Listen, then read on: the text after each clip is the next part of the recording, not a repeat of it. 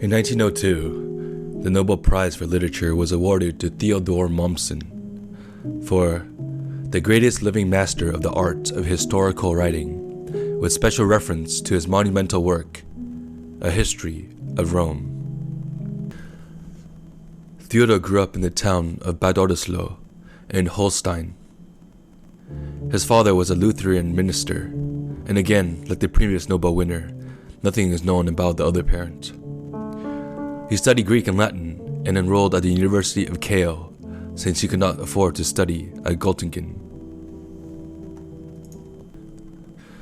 A jack of all trades, he was a German classical scholar, historian, jurist, journalist, politician, and archaeologist.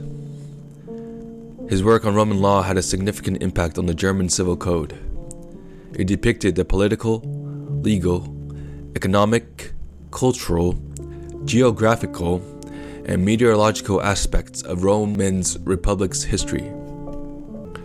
He was a supporter of anti-Semitism and a strong German nation, and felt Slavic countries to the east were a threat.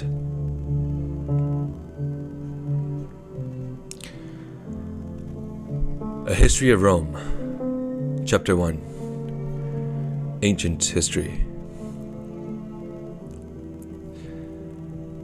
The Mediterranean Sea, with its various branches, penetrating far into the great continent, forms the largest gulf of the ocean, and, alternatively, narrowed by islands or projections of the land and expanding to considerable breadths, at once separates and connects the three divisions of the Old World. The shores of this inland sea were in ancient times peopled by various nations, belonging in an ethnographical and philosophical point of view to different races, but constituting in their historical aspect one whole. This historic whole has been usually, but not very appropriately, entitled the history of this ancient world. It is in reality the history of civilization among the Mediterranean nations, and, as it passes before us in its successive stages, it presents four great phases of development. The history of the Coptic or Egyptian stock dwelling on the southern shore, the history of the Aramean or Syrian nation, which occupied the east coast and extended into the interior of Asia as far as Euphrates and Tigris, and the histories of the twin peoples, the Hellenes and the Italians, who received as a heritage the countries on the European shore.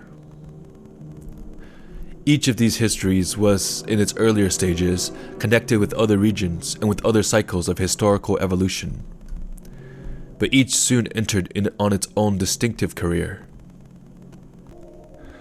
The surrounding nations of alien or even of kindred extraction, the Berbers and Negroes of Africa, the Arabs, Persians, and Indians of Asia, the Celts and Germans of Europe, came into manifold contact with the peoples inhabiting the borders of the Mediterranean, but they neither imparted unto them nor received from them any influences exercising decisive effort on their respective destinies. So far, therefore, as cycles of culture admit of demarcation at all, the cycle which has its culminating points denoted by the names Thebes, Carthage, Athens, and Rome may be regarded as a unity. The four nations represented by these names, after each of them had attained in a path of its own a peculiar and noble civilization, mingle with one another in the most varied relations of reciprocal intercourse, and skillfully elaborated and richly developed all the elements of human nature. At length their cycle was accomplished. New peoples who hitherto had only laved the territories of the states of the Mediterranean, as waves lave the beach, overflowed both its shores, severed the history of its south coast from that of the north, and transferred the center of civilization from the Mediterranean to the Atlantic Ocean. The distinction between ancient and modern history, therefore, is no mere accident, nor yet a mere matter of chronological convenience. What is called modern history is in reality the formation of a new cycle of culture, connected in several stages of its development with the perishing or perished civilization of the Mediterranean states, as this was connected with the primitive civilization of the Indo-Germanic stock, but destined, like the earlier cycle, to traverse an orbit of its own.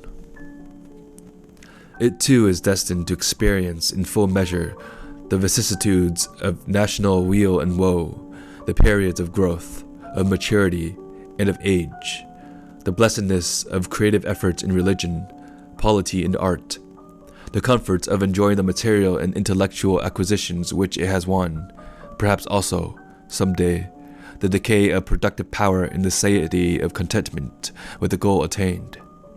And yet this goal will only be temporary.